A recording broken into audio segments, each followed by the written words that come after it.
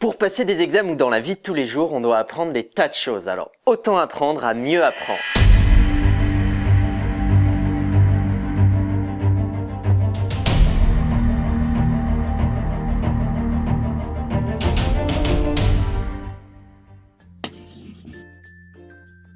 On est nombreux à penser que le meilleur endroit pour réviser, c'est notre bureau ou cette table à la bibliothèque. Mais en fait, ça marche pas comme ça.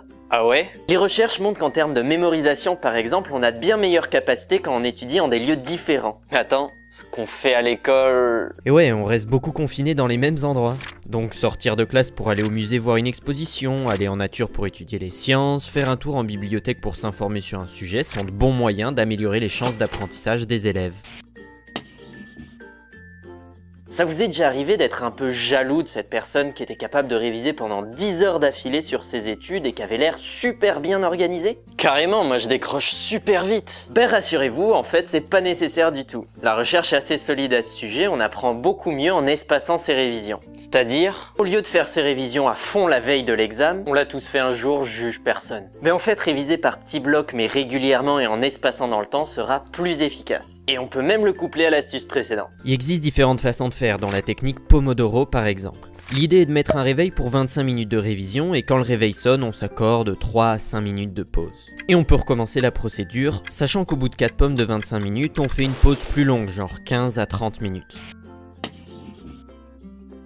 Si vous voulez tester ce que vous avez compris ou retenu d'un sujet, ça peut faire peur, mais faut se lancer et essayer de l'expliquer. Le bon plan pour passer pour un nul. Non, c'est sûr qu'il faut faire ça avec des gens bienveillants, mais c'est le bon plan pour s'améliorer. Personne n'est avec la science infuse. Et si je suis quand même pas chaud, rien n'empêche de faire ça dans un premier temps par écrit ou face à sa caméra. La technique Feynman, c'est justement ça. Que ce soit à l'écrit ou à l'oral, voire les deux en même temps, l'idée est d'expliquer votre sujet à un interlocuteur, réel ou pas. Si on se rend déjà compte de ses faiblesses soi-même, c'est encore mieux si on a quelqu'un pour nous donner du feedback. Ensuite, on va retravailler les points qu'on a eu du mal à expliquer, puis on va retenter. Donc le plus on se plante, le mieux on finira par maîtriser le sujet. Vous allez me dire, on sait, faut bien manger et bien dormir. On sait, faut bien manger et bien dormir. Mais est-ce que vous savez pourquoi? Ça peut paraître évident, mais l'essentiel de notre énergie vient de la nourriture. Et notre cerveau consomme pas mal d'énergie, même s'il en a pas l'air. Surtout en période de révision. C'est donc important de manger diversifié et équilibré. Et c'est là que ça se complique, parce qu'il y a plein de mythes sur la bouffe, donc on sait pas trop ce qu'équilibré veut dire. 5 fruits et légumes par jour. Le meilleur moyen, c'est quand même d'apprendre à cuisiner soi-même, parce que le moins on va manger de produits transformés, le mieux on saura ce qu'on mange. Mais ça prend du temps. Et bien sûr, dormir. Mais à quoi ça sert? Certaines phases de sommeil sont impliquées particulièrement dans la mémorisation et la régulation des émotions. On devrait peut-être parfois réviser 1 heure de moins et dormir 1 heure de plus pour être plus efficace.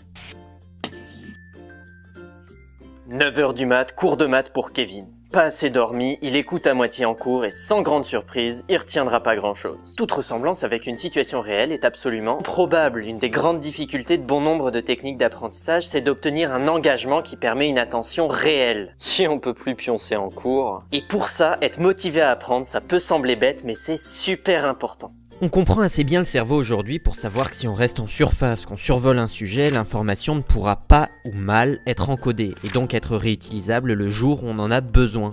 Il faut donc une certaine activité de la part de l'apprenant et limiter les sources de distraction comme, au hasard, le portable. Pour être super attentif quand on en a besoin, ça demande en plus un certain entraînement.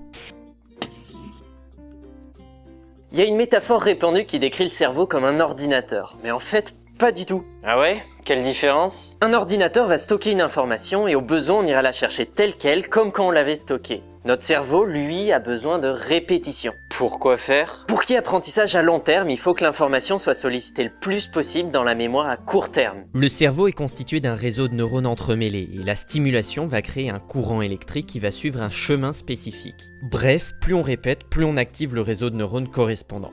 Et plus on l'active, plus ça ressemblera à une autoroute, facile à trouver, plutôt qu'un chemin de terre enfoui sous la végétation. Je trouve ça fou que l'imagination puisse nous permettre de mieux apprendre. Si vous voulez apprendre un mouvement de danse, essayez de vous imaginer en train de le faire. Ça m'évite d'être ridicule en vrai. Déjà, apprendre une nouvelle chose ne devrait rien avoir de ridicule. Et ensuite, il faut savoir que les sportifs de haut niveau l'utilisent pour pratiquer dans leur tête. Ah ouais, c'est si efficace que ça? Ouais, pour la régulation de l'attention, la planification de stratégie ou la confiance en soi, ça peut être top. Et il semblerait qu'on puisse se visualiser à la première ou la troisième personne. En plus de s'imaginer soi, on peut associer l'image d'un lieu avec une chose à retenir, comme les tiroirs du meuble de notre chambre qui contiendraient des chansons. Vous aurez peut-être reconnu la technique du palais de la mémoire, notamment utilisée par Sherlock Holmes dans la série de la BBC. Elle est très proche de la méthode des lieux datant, elle, de l'Antiquité. Sherlock a rien inventé. Il semble que c'est plus facile de le faire à partir d'un lieu connu, comme la maison de son enfance, à travers laquelle on peut se promener en pensée pour retrouver les souvenirs stockés. Si vous êtes déjà tombé amoureux à l'école, je vous apprendrai rien en vous disant que les émotions ont aussi une influence sur l'attention. Bon, et en plus ça a un impact sur la mémorisation. Plus une situation est forte émotionnellement, plus ça va être facile de s'en souvenir. Pour toutes les émotions ? En fait, la peur et l'anxiété ont tendance à perturber la mémorisation. Et là où ça devient drôle, c'est qu'on se souvient mieux quand on revit le sentiment associé au souvenir. Par exemple, si j'ai beaucoup ri quand on m'a expliqué la reproduction des tortues, le fait de rire a des chances par la suite de me faire penser à la reproduction des tortues. Oh, et pas la peine de me remercier.